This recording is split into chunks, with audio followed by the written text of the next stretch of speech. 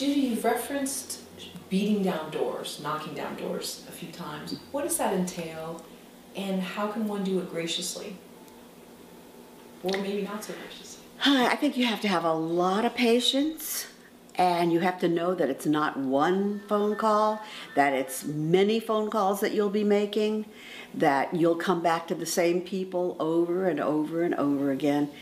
It's a matter of getting people comfortable with you, of getting them on your side. So instead of thinking that you're going out to raise money, you have to think that you're going out to woo people, to bring them into your camp, to make them part of your support system, to just get their enthusiasm for your project.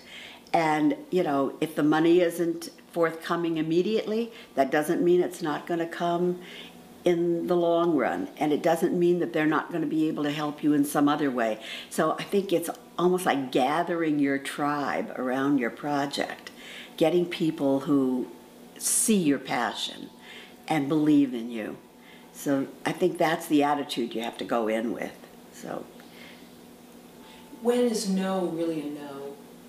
Sometimes I think people say, well, they don't take no for an answer, but I think sometimes the person might be saying no not to be malicious, but maybe just they truly can't give whatever it is that you are asking for. And how do you still interact with that person after that point? I think that you have to have a real sense of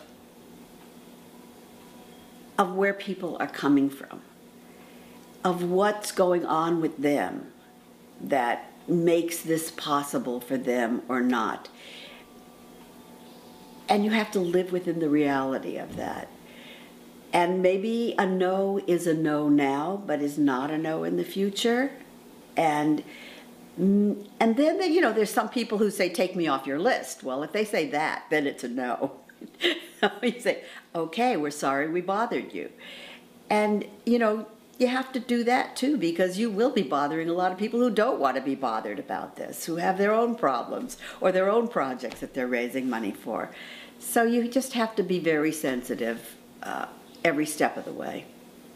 And I think too, responding to someone that maybe does say take me off your list, and doing it in a pleasant way, or at least closing the door in a favorable way. Because we're hurt, you know, we feel like, oh, they don't believe in us. I don't think you can afford to be hurt. Your personal feelings have got to be left on the doorstep somewhere else. You are in a very, very difficult and dynamic situation when you're fundraising, and there really is no room for personal feelings of hurt or rejection.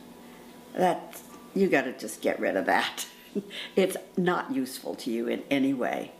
This is just a job you're doing, and you won't be successful at every phase of it, but overall you will be successful, and that's what you look for. And that same notion would apply as well to actually just being in the business, whether you're an actor, filmmaker, composer, what have you, right? Yes, It is not an easy business.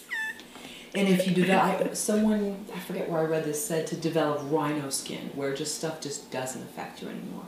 Was that something that you were able to do over a course of time, or were you always pretty thick-skinned? No, I was not thick-skinned. I was your typical fragile young girl who was easily hurt. But, you know, you learn. You get out there and you tough it out and you learn, and that's what you do. And then all of a sudden you wake up one day and say, hey, you know, that doesn't bother me anymore. I don't care. Who are they? You know, you're who you are, and that's what you're searching for all the time. And once you find that, once you find your own personal strength, nobody can shake that. I have a little sign that I put on my computer that another producer said, I found it in, I don't know, some magazine. It said, if anyone says no to you and you're discouraged for 1 second, you're dead. Okay. Meaning I cannot indulge myself in any kind of self-pity whatsoever. I got too many other people to talk to who are going to say yes. That has been a real help for me.